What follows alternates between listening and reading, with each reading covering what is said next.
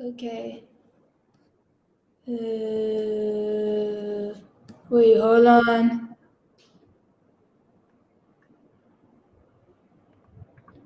Okay, we live. So I guess let's like really have like a conversation of like the research behind the I Am event series Disability Art, Life and Culture.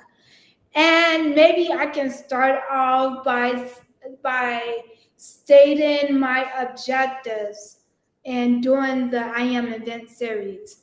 Like my first objective is to teach BIPOC people with disabilities of how to use their skills and talents and creativities to create opportunities for themselves and to create high-end and luxury events for BIPOC people with disabilities and bring disability inclusion awareness first started in the South Shore community here in the South Side of Chicago and beyond and beyond. So, like, those are some of the main points of of my reason for doing the I Am event series, Disability, Art, Life, and Culture. So, and I know like you are also working on me with creating like the disability resource guide. So, can you tell us a little bit about like the work you are doing there? Sure. So the reason why I was brought up on board with the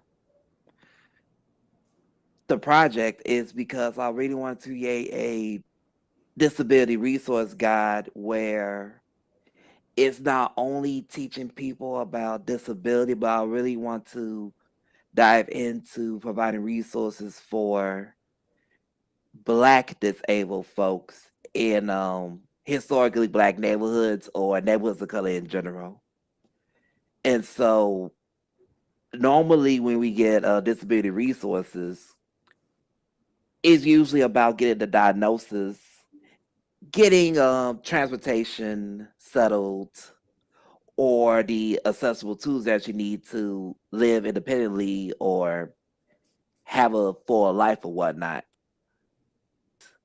We also dive into disability typical guide, which is fine. However, what's missing also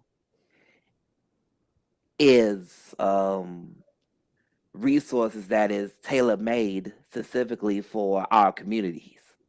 Often it's not in there. We have to either go online or outside the city just to get resources specifically for um, disabled people of color, especially disabled Black folks.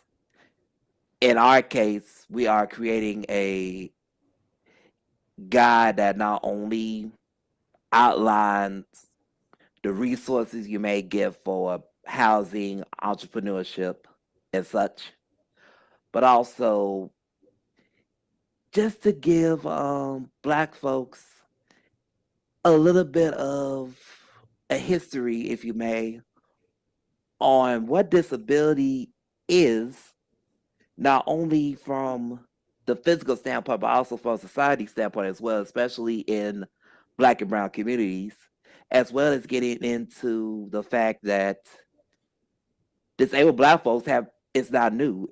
We have been around for ages. In fact, many of the, there's a section where we list examples of celebrities, Black celebrities with disabilities. It's a lot of them. For instance, the greatest basketball player in the history, Michael Jordan, ADHD. You have a governor. He was the governor of New York, blind. We also have like many actors and musicians with many disabilities, ranging from blindness, deaf or hard of hearing, to anything with neurodivergence or mental health or developmental disabilities. So disability always been there. In fact, we need to uplift more of our heroes and tell not just what they do, but also the fact that they have a disability needs to be felt as well. Yes, and I want to add like on the fact that like cuz like just being black and having disability and being in that sector, we have to deal with like racism and ableism. Like and I know just from the fact like from my personal experience of like get more comfortable in accepting like my disability and working in the disability community and experiencing racism and the fact of how like black people are erased like when in fact the American the ADA Act is was created because of the civil rights movement, because of the Black Panther Party. All the black people is like freaking erased.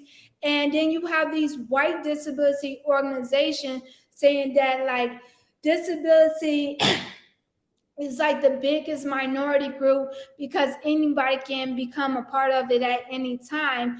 In reality, they using black people and other people of color to push their agenda to put white people with disability at the forefront. And I learned that, and I'm like, no, no, I'm all about that blackness. I The agree with you.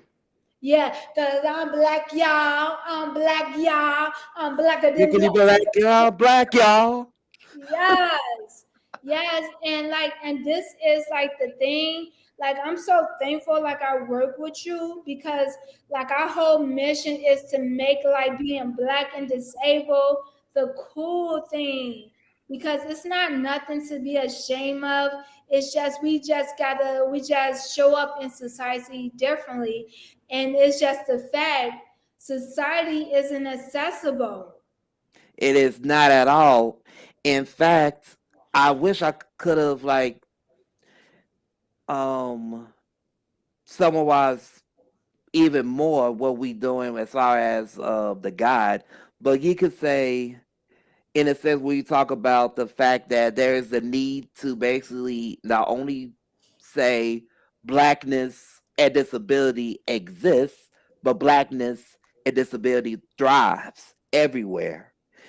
The reason why that we are creating the disability guide, which will be up hopefully in the fall, is because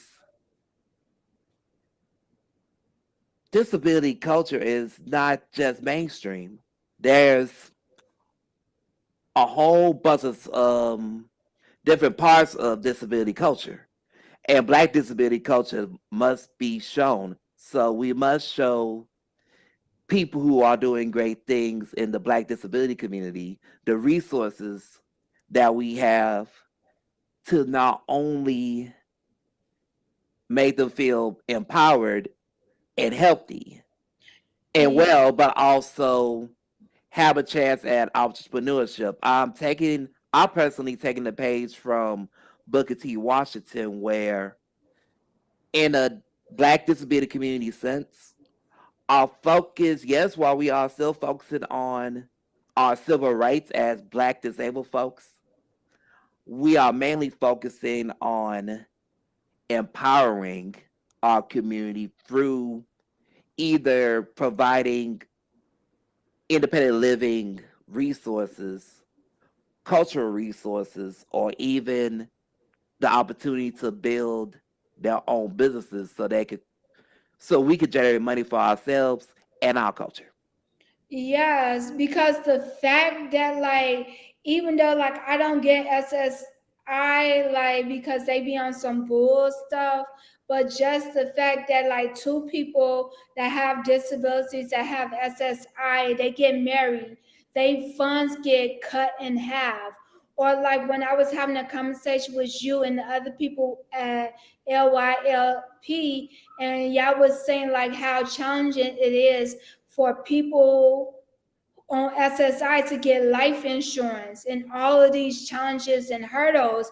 And I'm just thinking like we still in the middle of like a pandemic and you still giving like what the heck 700 almost $800 a month gonna do. And then if you make got a job and you make more money, they gonna cut you off like That doesn't make sense. And I think to be honest, that's why again I am all for fighting for, making SSI more easier to apply for, and of course getting more money and getting more out of government benefits as disabled folks.